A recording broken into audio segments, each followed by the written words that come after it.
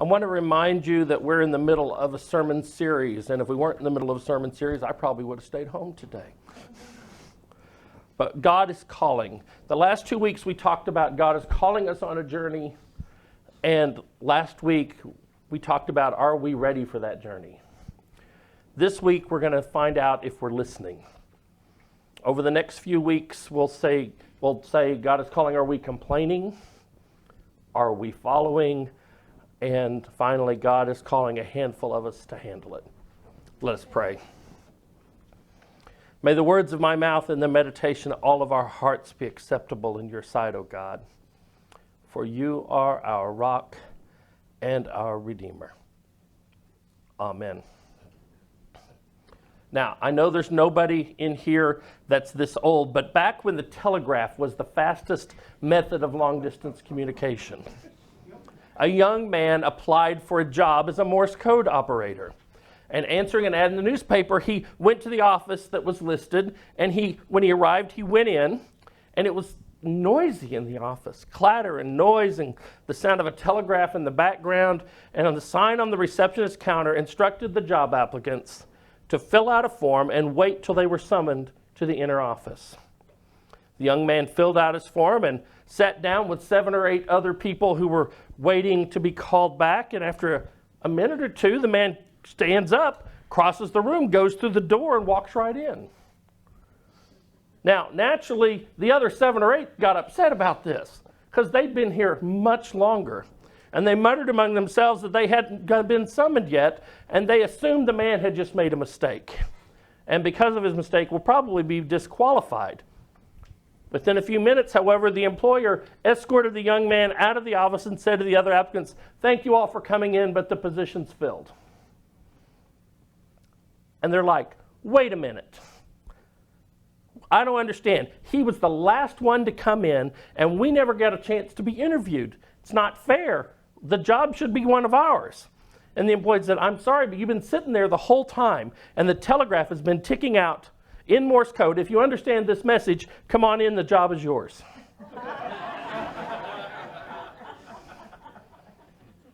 None of you heard or listened.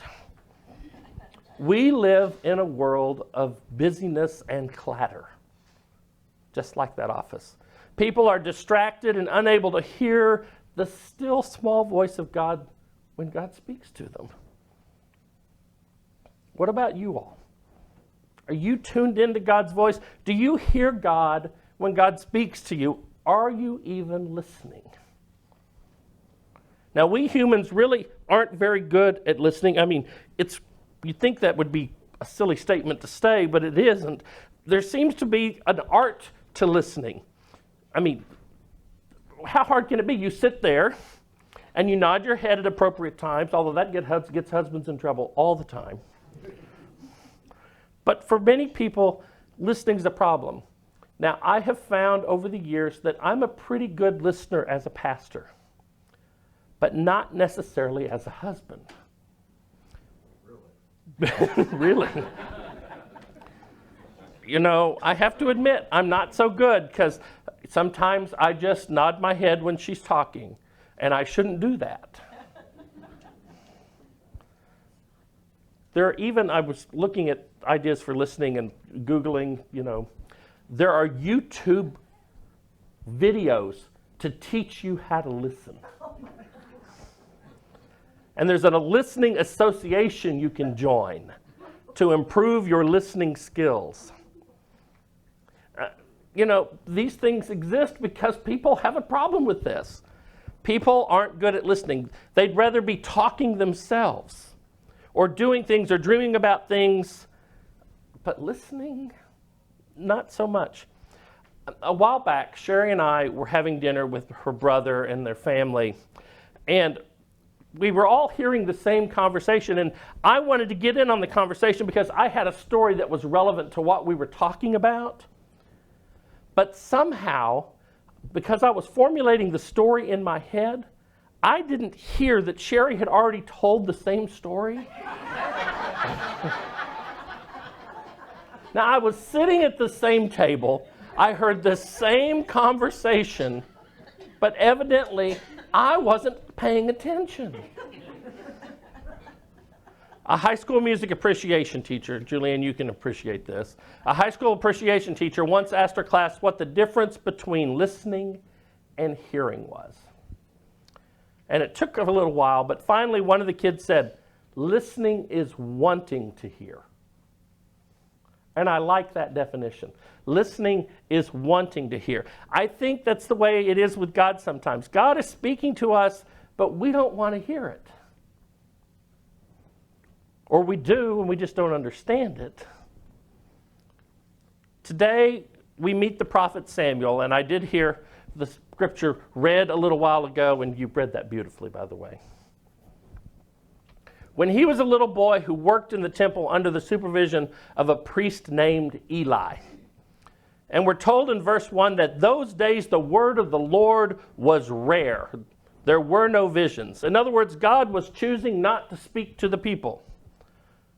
Why would God do that? Why would God keep himself from his people?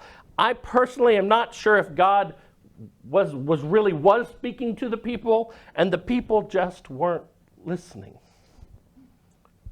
In order to get the context of the story, you need a little bit of background. The story is a time of unrest.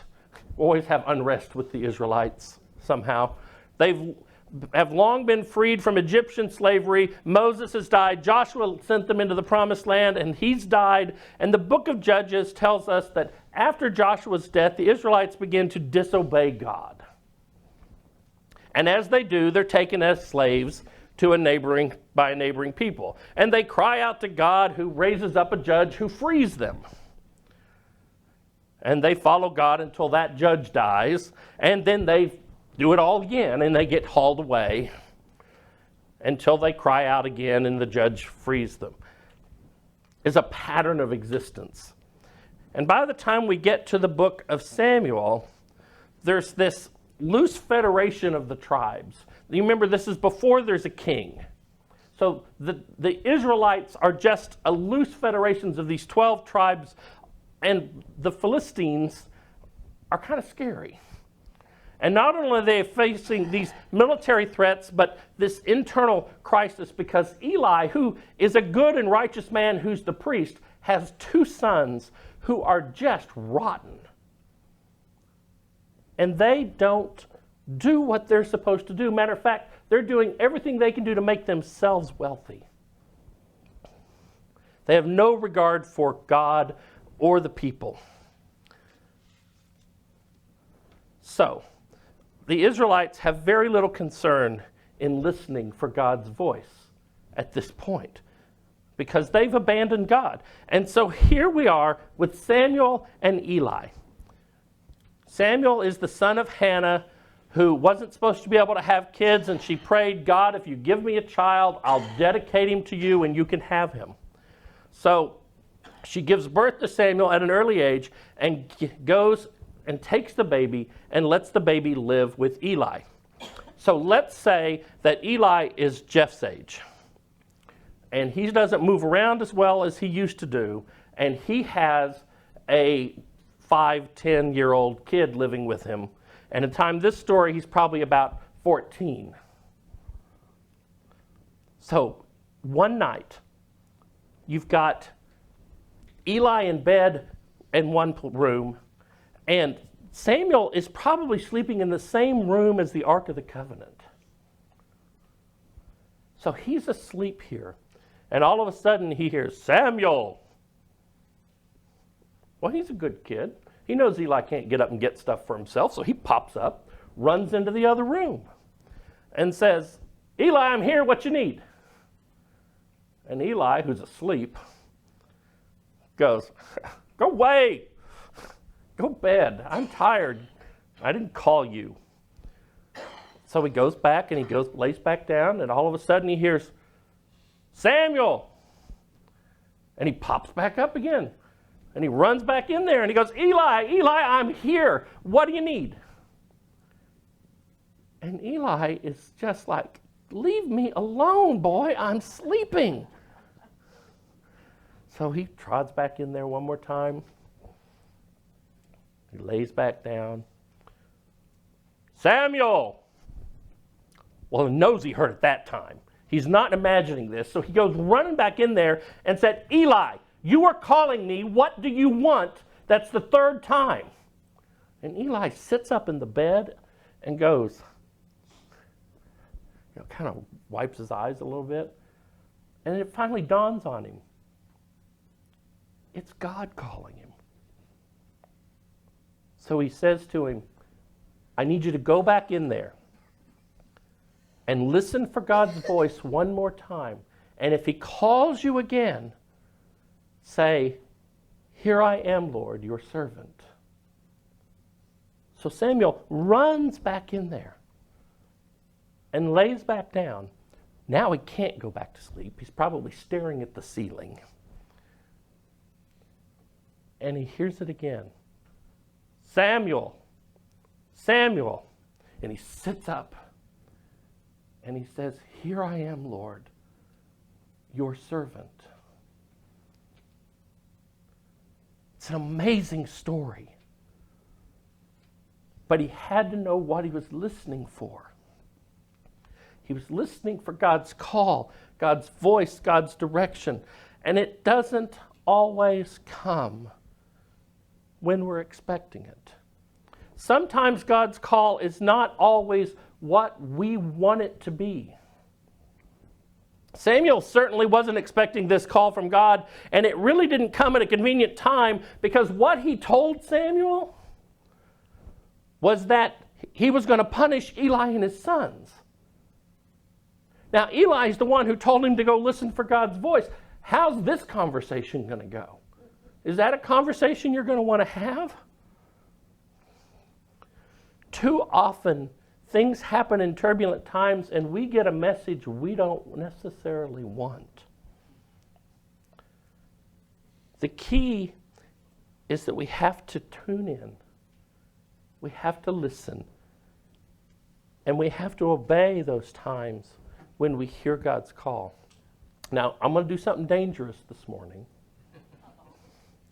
I've asked several people to talk about a time in their lives when they heard God's call. And so, Daniel, would you start? And you can just grab one of these mics while I, pardon me.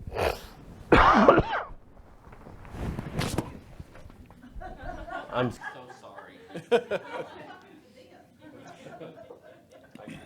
So this is maybe a little dangerous. John gave me a microphone and said, talk. So here I go.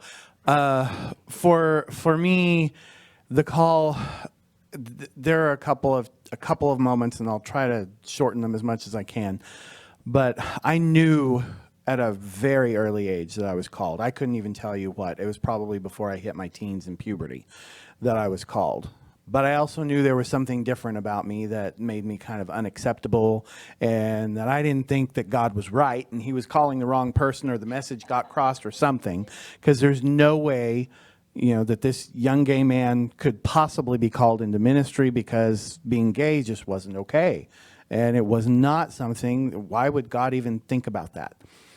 So fast forward many years, probably about 30, 35, I felt it again, and it had been there all along. Just let it go, because it's wrong. I'm not somebody God will want. There's no way I can be a role model or any of that. So just let it go.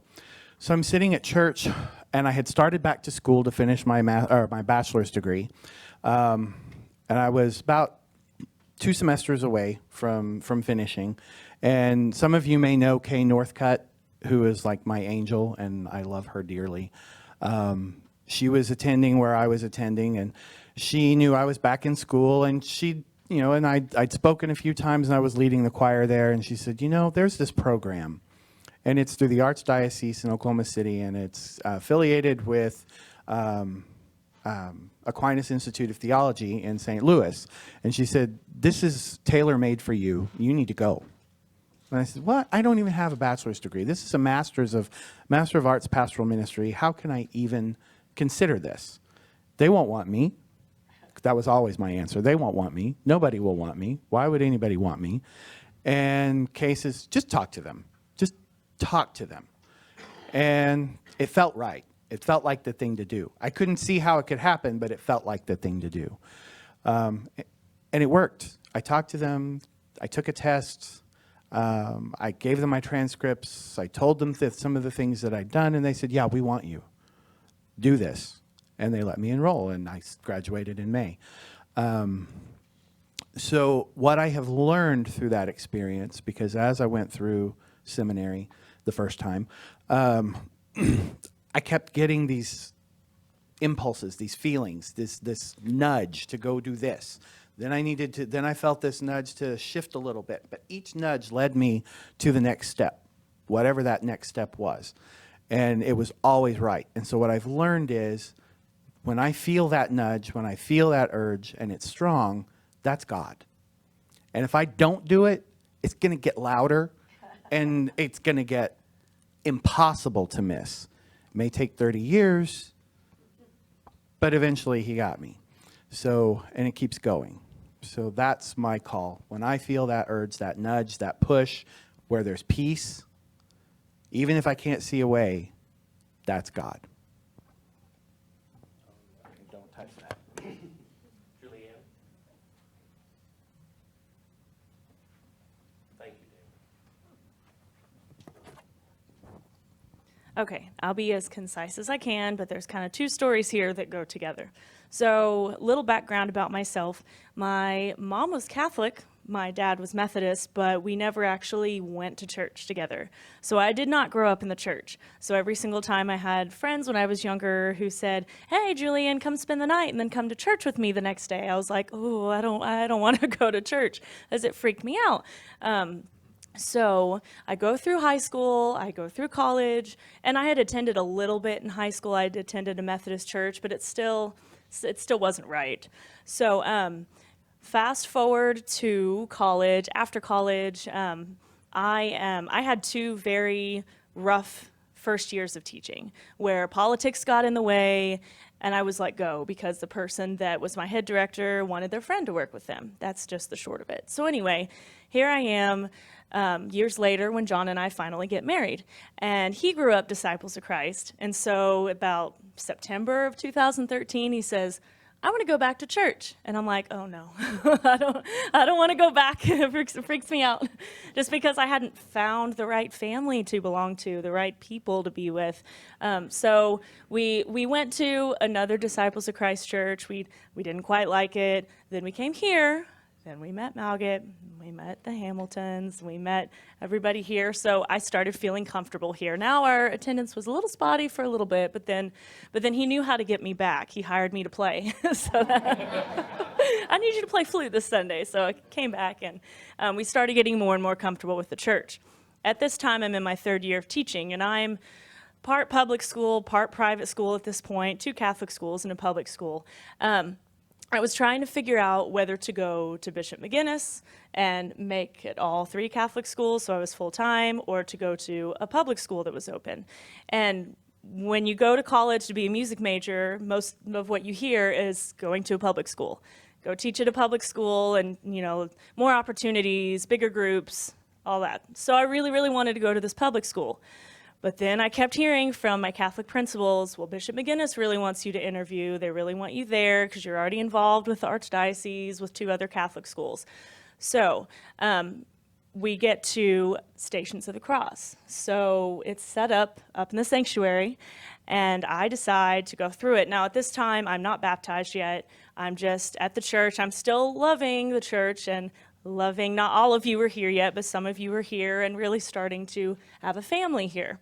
And after I finished the Stations of the Cross, I prayed, "God, if you want me to go to a public school, can you just tell me whatever your will is for me? Or if you really want me to go to McGinnis, just tell me what I need to do," because here I am, my third year. I've been kind of beaten down my first 2 years teaching, and my third year was kind of my year to get my spirit back teaching.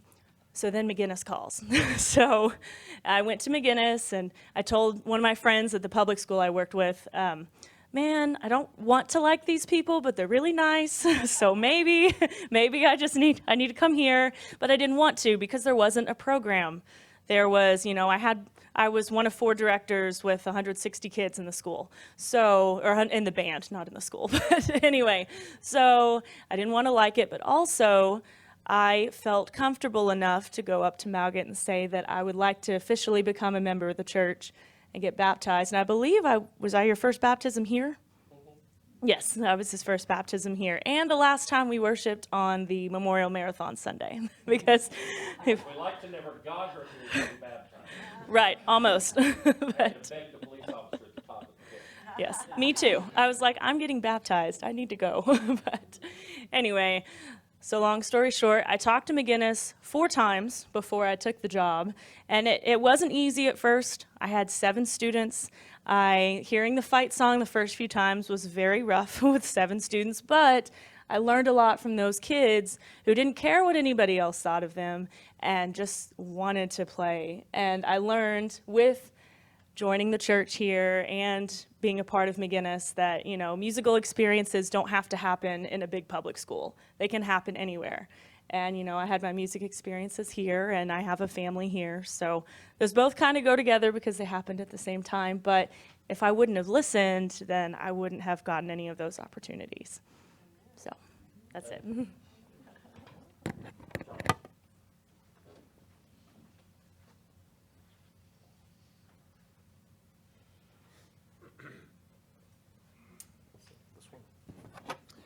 So my story about being called to preach is long because it took many years to get me to the place where I needed to be. So if I told that story, y'all would be here when Jesus comes. So I'm not going to tell you that story.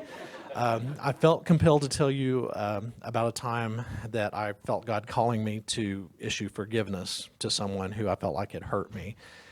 And my father left our home when I was 6 months old. And I didn't meet him for the first time until I was 15 years old. And when I did meet him, I felt like he was going to be my knight in shining armor, and he was going to take away all of that bad childhood that I felt like that I lived in. So he failed at that. And so, or I felt like he failed at it. And so the next 15 years, that would make me 30, I made him pay for, or made him feel my unforgiveness for not being what I needed him to be. At that time, he wasn't present physically or emotionally in my life. So one Sunday, I was listening to my pastor preach a sermon about the Lord's Prayer that we prayed this morning. And the Lord's Prayer is about forgiveness. And, help us to forgive other people's sins as you forgive ours. And I heard God tugging at my heart saying, go make that right with your father.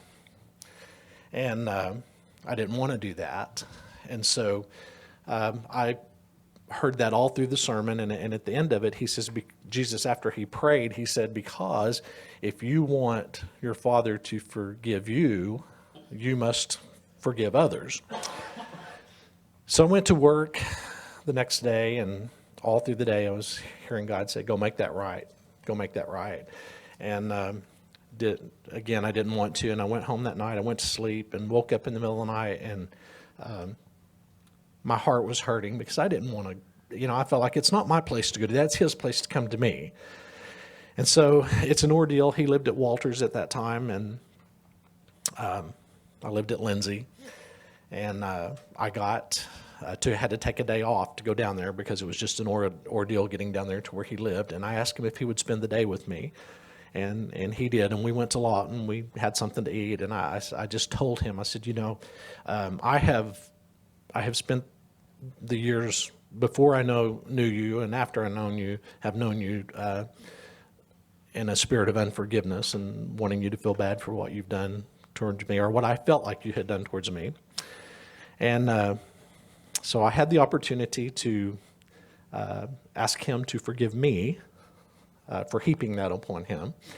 And also he asked me to forgive him.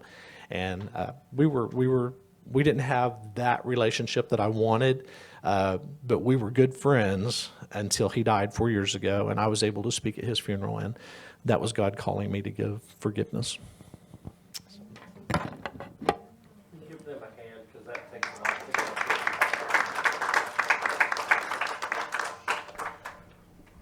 Tom's going to talk about his call during, you might want to turn that mic back down, because my mic's picking up that mic. Is that better? Yeah. Okay. Tom's going to talk about his call story during communion, when he serves communion here in a little bit. I personally have a lot of call stories that I could talk about. I talked a little bit last week about how many people told me not to come here. I didn't talk a whole lot about why I did. It's one of those things that I know when God is speaking to me, because I get a gut feeling that I can't let go of, and I make myself sick if I try to ignore it.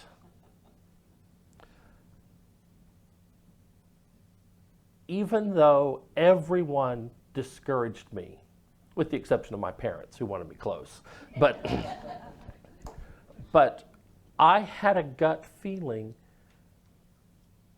that this is where I needed to be for my spiritual life, and this is where I needed to be for this congregation's spiritual life. And I'm not wanting to pat myself on the back there. I'm just saying I felt like we needed one another. I think that was the only way that we were going to be able to truly be a people of the resurrection, is by doing it together.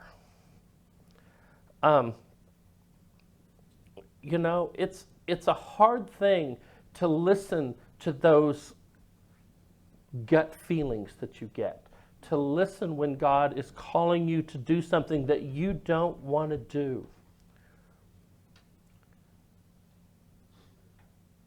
But if you don't listen, it just gnaws at you. You know, we are called to listen for God's voice in our lives. We're called to listen for God's call on us as a congregation. There was a thing a few years ago at a minister's week that I heard that really struck me. And this person that was speaking said the church needs to quit living in Saturday. Needs to quit living as if it's Saturday. Death happened on a Friday. Resurrection happened on a Sunday, but we're stuck in the tomb. We're stuck in this place where we got to get off and move forward. To be a people of the resurrection, we've got to get to Sunday. There's that old gospel preacher that said it's Friday, but Sunday's coming. Well, we got to get there. We have to say, here I am, Lord. Use me. We are a people of the resurrection. God, we know that you're calling us. Help us to find a way to listen. Help us want to hear. Give us your word, O God, written on our hearts that we might follow you wherever this adventure for resurrection leads. Amen.